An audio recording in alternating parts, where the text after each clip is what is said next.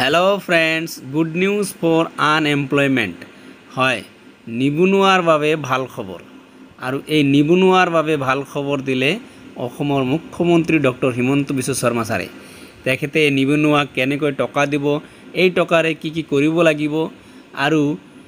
কিমান টকা ঘূৰাইও দিব লাগিব আৰু কিমান টকা ঘূৰাই দিব নালাগে ইত্যাদি বিতংভাৱে আলোচনা কৰিছে সো এই ভিডিঅ'ৰ যোগেদি এই খবৰ আলোচনা কৰিম লগতে অৰুণোদয়ৰ খবৰো আলোচনা কৰিম তো ভিডিঅ' হেকলগে চাব হয় অৰুণোদয় 3.0 মানে তৃতীয় পৰ্যায়ৰ অৰুণোদয়ৰ সিলেকশন কৰিব আৰু এই সিলেকশন প্ৰক্ৰিয়াত আৰু লাখ লাখ হিতাধিকাৰী ইনক্লুড হ'ব লগতে পুৰণি হিতাধিকাৰীৰ কিছুমান কাম আছে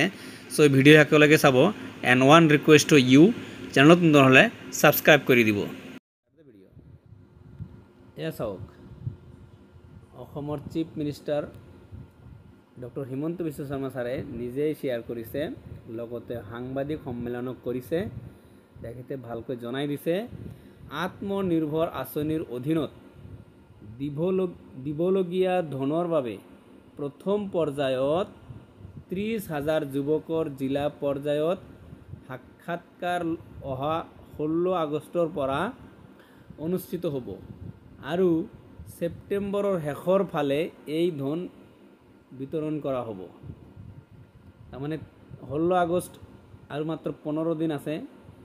এই 15 দিনৰ পিছত 16 আগষ্টৰ পৰাই কি হ'ব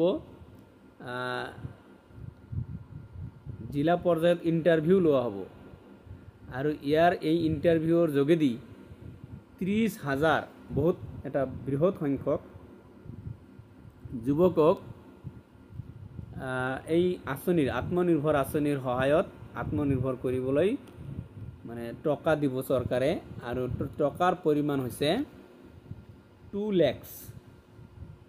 2 লাখ টকা দিব এই 2 লাখ টকাৰ ভিতৰত 1 লাখ টকা ঘূৰাই দিব লাগিব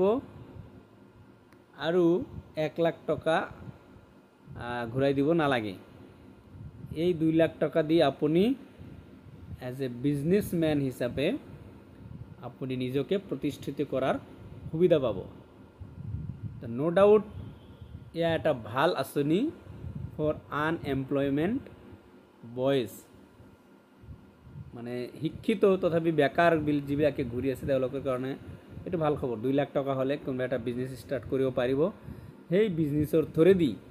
ইনকাম কৰি 1 লাখ টকা ঘূৰাই দিব লাগিব আৰু 1 লাখ টকা ঘূৰাই দিব নালাগে তো এয়া আছিল যুৱকসকলৰ বাবে ভাল খবৰ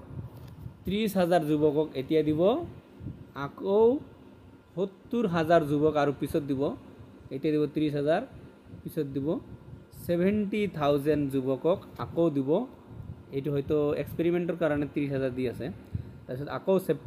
70,000 দিব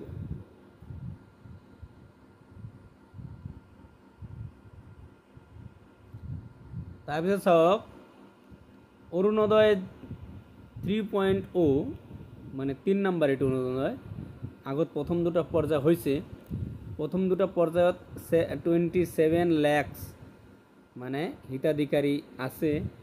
এই পৰ্যায়ত আৰু 20 লাখ ল'ব অৰুণোদয় 3.0 আমি 20 লাখ নতুন হিতাধিকাৰী অন্তৰ্ভুক্ত কৰাৰ পৰিকল্পনা কৰিছো পূৰ্বে ৰেশন কাৰ্ড থাকিলে অৰুণোদয়ৰ ধন লাভ কৰিছিল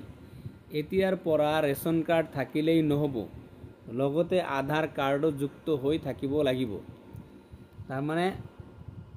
আগত যিবিলাক অৰুণোদয় দিছিল 27 লাখক হেয়া আছিল অনলি ৰেশন কাৰ্ডৰ ওপৰত ভিত্তি কৰি দিছিল কথাটো ভালকৈ বুজি ল'ব নহলে আপোনাৰ অৰুণোদয় বন্ধ হৈ যাব পাৰে ৰেশন কাৰ্ডৰ ওপৰত ভিত্তি কৰি দিছিল এতিয়া নতুন আৰু যে 20 লাখ দিব এয়া ৰেশন কাৰ্ডো লাগিব প্লাস আধাৰ কাৰ্ডো লাগিব তো দুটাল মিলি এই 20 লাখ হ'ব আৰু এই 27 লাখৰ ভিতৰত এই ৰেশন কাৰ্ড দি দিছে ইয়াকো আধাৰ কাৰ্ড যুক্ত কৰিব লাগিব কাৰণ ৰেশন কাৰ্ড তো দিছেই লগতে আধাৰ কাৰ্ড দিব লাগিব এই ঘোষণাটো দিছে অসমৰ মুখ্যমন্ত্ৰী ডক্টৰ হিমন্ত বিশ্ব শৰ্মা ছাৰে তো ৰেশন কাৰ্ডৰ লগত আধাৰ কাৰ্ড দিব লাগিব আৰু ইয়া অনলি ৰেশন কাৰ্ড ইয়া অনলি আধাৰ কাৰ্ড আৰু ইয়াত only ration card and Aadhaar card দুয়োটা লিংক কৰি দিব যাতে কোনো ধৰণৰ বেমেজালি নহয় যি অৰুণোদয় পোৱাৰ যোগ্য হিয়ে পায় বাকি যাতে অন্য মানুহে নাপায়। আর এইবার 20 লাখ দিলে টোটাল 47 লাখ হ'ব। আর হিসাব করেছে যে 52 লাখর হে রেশন কার্ড আছে, তার মানে অলমোস্ট যার যার রেশন কার্ড আছে গোটেইখিনি পাই যাব। আর এই প্রক্রিয়া স্টার্ট হব অহা সেপ্টেম্বর মাহৰ পৰা,